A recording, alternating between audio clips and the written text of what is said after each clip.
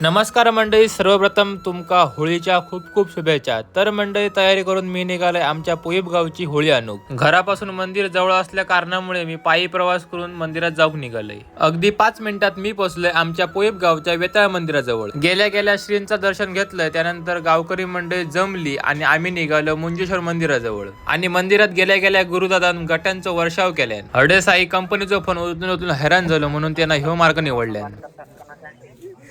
नाही नाही, लेकिन ये साला कर क्या रहा है यहाँ पे? तरी गेल्या वर्षी 10 वाजलेले, कारण ती येलीत अडकलेली येलीत अडकलेली, त्याच्यामुळे खूप वेळ गेलो वाळीच्या अशी पहिलडी।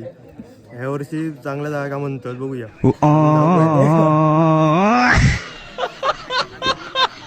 थोड्या वेळानंतर मुंजेश्वर मंदिर येथे होळीची स्थापना झाली। त्यानंतर गारणा वगैरे करून आम्ही निघालो गाव होळी बघू। आणि आम्ही पोचलो पोईब खालची माधववाडी।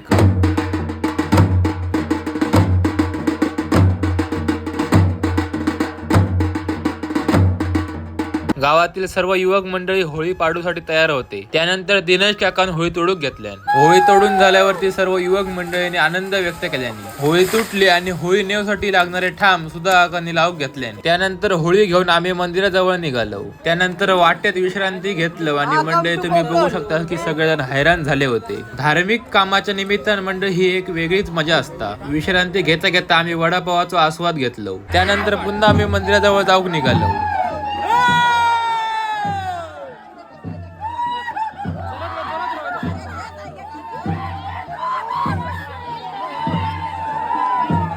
बऱ्याच वेळानं आम्ही मंदिराजवळ येऊन पोहोचलो। होळी व्यवस्थित ठेवून घेतलं आणि आम्ही घरात जाऊन निघालो। घरी गेलोय तर आई मस्तपैकी गरमागरम पुरणपोळी बनवली होती। मस्तपैकी गरमागरम पुरणपोळी खाल्लोय आणि त्यानंतर सर्व माधव मंडळींनी मिळून राखण्याची होळी तोडलो। होळी तोडून झाल्यावरती सर्वांनी होळी एक खान मारल्याने आणि होळीच्या जागेवरती नेल्याने सर्व माधव मंडळींनी मोठ्या उत्साहात ही होळी उभी केलो। त्यानंतर होळीची पूजा वगैरे झाली, सर्वांनी होळीच्या पाया वगैरे पडल्याने गारणा वगैरे झाला आणि आम्ही मांडावर बसलो। कार्यक्रमांची व इतर विषयांवर चर्चा केलं आणि आम्ही घरात जाऊन निघालो। चला तर भेटू पुढच्या व्लॉग मध्ये।